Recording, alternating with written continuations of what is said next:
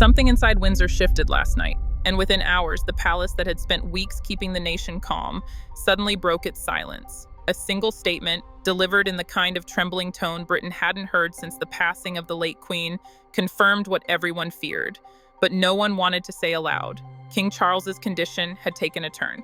The diagnosis wasn't just serious, it was described as pivotal.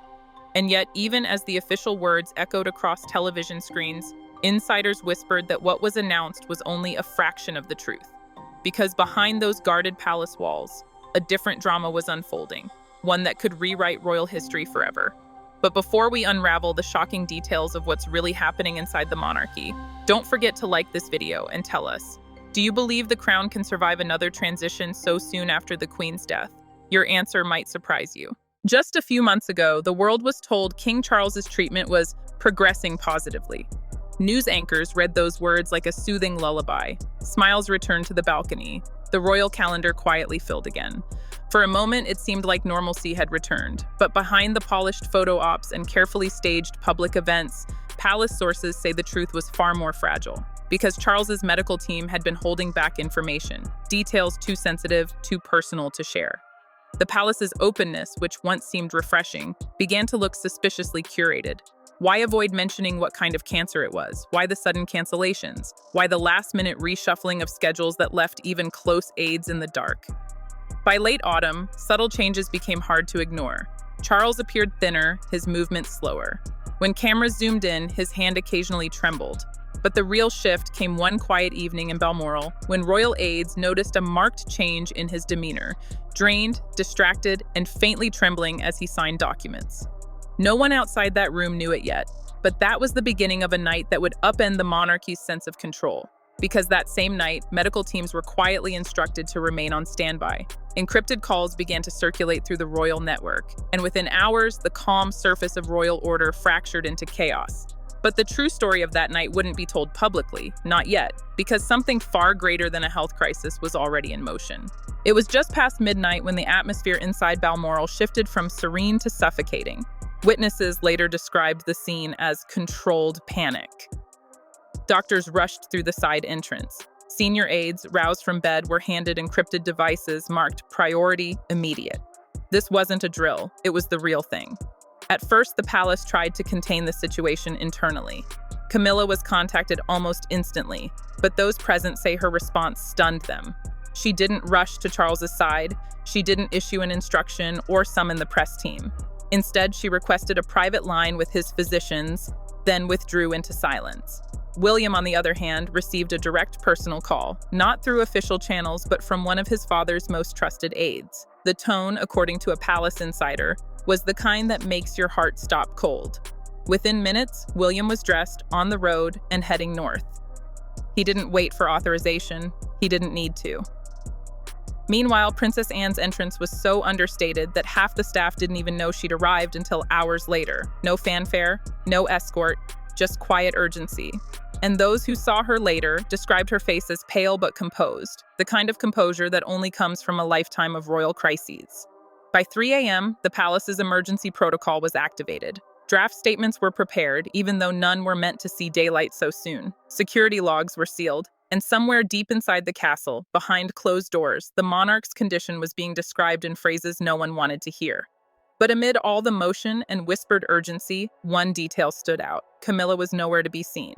And that absence said more than any official statement ever could, because for the first time in her reign, the queen consort had vanished, at the very moment the monarchy needed her most. But that was just the beginning. In the hours that followed, confusion spread through the palace corridors like wildfire. Camilla had locked herself inside her private quarters. Staff whispered that she'd been pacing for hours, speaking to no one. Aides said they heard muffled sobs, drawers slamming, even the scratch of pen against paper. Letters, handwritten in her looping script, began to pile up on her desk. No one knew who they were for. To the public, Camilla's absence was dismissed as exhaustion. But within the royal circle, her silence was interpreted as something darker, an emotional implosion, or perhaps a strategy. Some aides suggested she was preparing a personal statement, separate from the palace's, a move that, if true, would have been both bold and catastrophic, breaking centuries of royal communication protocol. Because deep down, Camilla knew what no one dared to say out loud. If Charles's strength faded, her influence might fade with it. She had spent decades clawing her way from scandal to legitimacy, enduring public hatred, press humiliation, and whispers of being the other woman.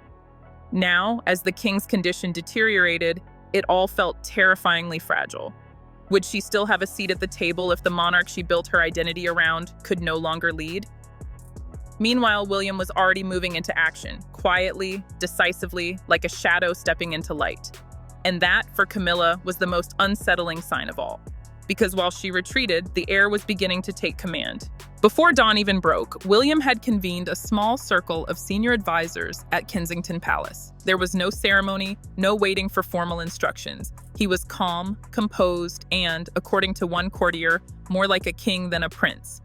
The first order of business stabilized the narrative. He instructed his team to prepare contingency statements that could be released at a moment's notice, ensuring the monarchy appeared united no matter what. He didn't ask for permission. He simply acted. Those who attended that early meeting said something in him had changed. This wasn't the hesitant prince burdened by public scrutiny. This was a man born into inevitability, finally stepping into it. Behind closed doors, William began assuming the responsibilities his father could no longer manage. He reached out to senior Commonwealth representatives, received daily updates from the Privy Council, and even began reviewing documents meant for the sovereign's eyes only. Inside the palace, whispers began. Was this an overreach or a quiet transfer of power? Even Charles, still recovering from his latest medical consultation, seemed to understand what was happening. In a private conversation, he reportedly told one of his doctors, "It's time he learned to carry the weight." That sentence alone spoke volumes. It wasn't resignation, it was recognition. The king was preparing his heir for what might come sooner than anyone had anticipated. And while the world slept, the monarchy was quietly shifting hands. But what no one outside those gates knew was that Charles had already made preparations for this moment years earlier. And it all came down to a letter. In the early hours after that night of chaos, Charles reportedly summoned two people into his private study, Princess Anne and one of his oldest confidants. What followed was described by insiders as a confession decades in the making. He spoke slowly, deliberately, his voice strained but steady. He talked about legacy, about promises made to Diana that he never fulfilled, about the guilt that had followed him like a shadow through every royal milestone. Anne sat silently, absorbing every word. Then Charles revealed something no one outside his most trusted circle had ever heard before. A letter, a document written years ago in the aftermath of Diana's death. He described it as his personal will for the monarchy, a set of instructions meant to guide the crown through crisis should he ever be unable to lead. Anne reportedly froze. She had heard rumors of such a letter, but never believed it existed. Charles told her it wasn't a ceremonial note or symbolic reflection. It contained explicit guidance, his true wishes for the future of the throne. And then came the revelation that changed everything. The letter, sealed in royal wax, had been retrieved from the archives just hours earlier, delivered quietly to three destinations: the Privy Council, senior legal advisors, and William. Camilla's name wasn't on that list. According to those familiar with its contents, the letter didn't just discuss legacy, it detailed succession, specifically that in the event of a health crisis or incapacitation, William should assume active sovereign duties immediately to preserve national stability. In essence, it accelerated his reign. Not formally, not legally, but symbolically and operationally. To palace insiders, it was nothing short of a thunderbolt. To Camilla, it was betrayal. By morning, word of the letter had begun circulating within the upper ranks of the royal household. It spread quietly, in whispers and subtle glances, until it became impossible to ignore. For the first time since Charles's coronation, the palace was split in two. On one side, Camilla loyalists, senior staffers and advisors who had risen alongside her, fiercely protective of her position. On the other, William's circle, young, determined, and utterly loyal to the heir apparent. The tension was electric. Meetings turned icy, emails were scrutinized, and every word spoken behind closed doors seemed to find its way to the tabloids within hours. Some leaks painted Camilla as heartbroken, blindsided by her husband's secret letter. Others portrayed William as the responsible son taking control during chaos. The truth lay somewhere in between, but perception in the monarchy is everything. Even the body language during public appearances betrayed the strain. Camilla appeared distant, her eyes red-rimmed beneath her hat's brim. William and Catherine, by contrast, projected calm authority, always side by side, hands lightly touching, speaking softly to crowds with the ease of a couple already carrying the crown. Inside the palace, courtiers began making quiet calculations. Where power flowed, loyalty followed. And right now, power was shifting fast. The monarchy had entered a silent war, one fought not with speeches or armies, but with influence, timing, and control of information. But just when it seemed the institution was coming apart, the king himself reappeared, and what he said next would change everything. When King Charles appeared on television days later, millions fell silent. It wasn't just his frail appearance that struck viewers, it was his tone. Measured, unguarded, and heartbreakingly human.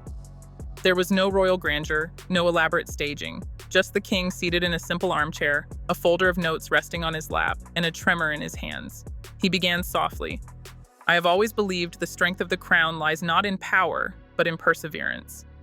He paused, his voice catching slightly before continuing. For many months now, I have faced a personal challenge, one that has reminded me of life's precious brevity and the duty we all share to one another. For the first time, Charles spoke openly about his condition. He didn't specify details, but the honesty was unmistakable. He admitted the road ahead would be demanding and acknowledged the unwavering support of his family, especially William and Catherine. Then, in a moment that sent shivers through the nation, he spoke Diana's name, not as a passing reference, but with tenderness. She once told me that compassion would outlast tradition. I believe she was right, and I see that same compassion in our sons, and in the future, they will lead. That single line drew gasps, because in it Charles had subtly anointed William, not just as heir, but as successor. The cameras caught his eyes glistening with tears as he looked down, gathering strength. When he raised his head again, his expression was resolute. I have faith, he said softly, that the monarchy's future is safe in capable hands. The address lasted less than 10 minutes. But by the time it ended, the world knew this wasn't just an update on health, it was a passing of the torch.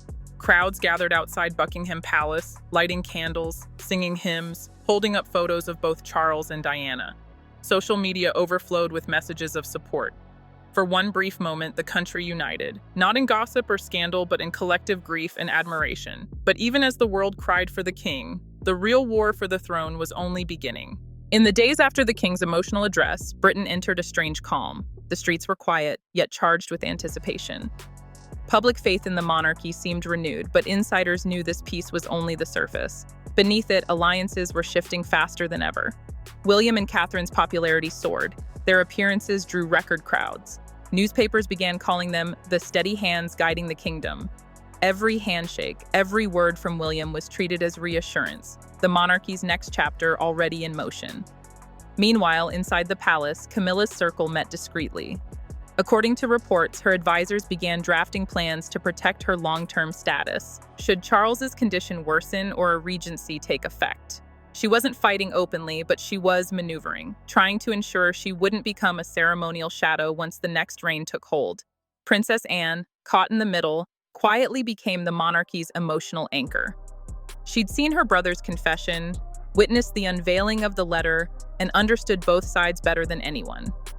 Those close to her say she spent her days mediating between factions, reminding them that their father's greatest wish was unity, not victory. And yet, unity seemed impossible. Every department, every advisor, every communication strategy was being recalibrated around one question.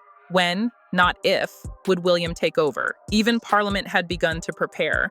Private sessions of the Privy Council discussed the framework for a rapid transition, ensuring continuity of government if Charles became incapacitated. Though officially denied, these meetings were confirmed by multiple insiders. The monarchy wasn't waiting for fate anymore. It was preparing for it. And at the center of every discussion, every rumor, every sleepless night, was that letter, the one written decades ago in grief, now steering the course of a kingdom. Its existence proved that Charles had always feared a moment like this, and had done what monarchs rarely do, prepare for their own absence. He had written his contingency plan, not in protocol, but in emotion, anchored in guilt, foresight, and love for the son who would someday wear the crown. But not everyone accepted it quietly. For Camilla, that letter was more than a royal document. It was a sentence, a reminder that her reign might end the moment her husband's strength did. And so, behind the glow of public sympathy and national solidarity, she began working the only way she knew how, through influence, through charm, through quiet persuasion. Reaching out to key figures in government, longtime allies in the press, and senior courtiers who owed her loyalty. Her mission wasn't rebellion, it was survival. But in doing so, she inadvertently confirmed what royal insiders feared most. The crown was no longer united. It was divided between the king's past and the kingdom's future. As of now, no official decree has been issued, no formal regency declared. But the energy inside the palace tells a different story, one of inevitable transition, slow, careful, and heartbreakingly human. King Charles continues his treatment quietly, spending most of his days in private consultation with doctors and spiritual advisors. Camilla remains by his side publicly, yet distant emotionally, her gaze often lost in thought during appearances. And William, steady, composed, has become the face of modern monarchy, the living embodiment of continuity. But the question still lingers. Was Charles's letter a selfless act of foresight, or a final attempt to control what he feared most, being forgotten before his time? Because in that sealed envelope lies more than a plan. It holds the emotional truth of a man who spent his entire life preparing for a role he knew he could never keep forever. And now, as Britain braces for whatever comes next, the palace walls hold their breath. The crown may still sit on Charles's head, but its weight is already shifting. So what do you think? Was King Charles's secret letter a final act of love, or the spark that will ignite the next great royal power struggle? Drop your thoughts below, and if you believe the monarchy is on the edge of transformation, make sure to subscribe, because this story is only just beginning.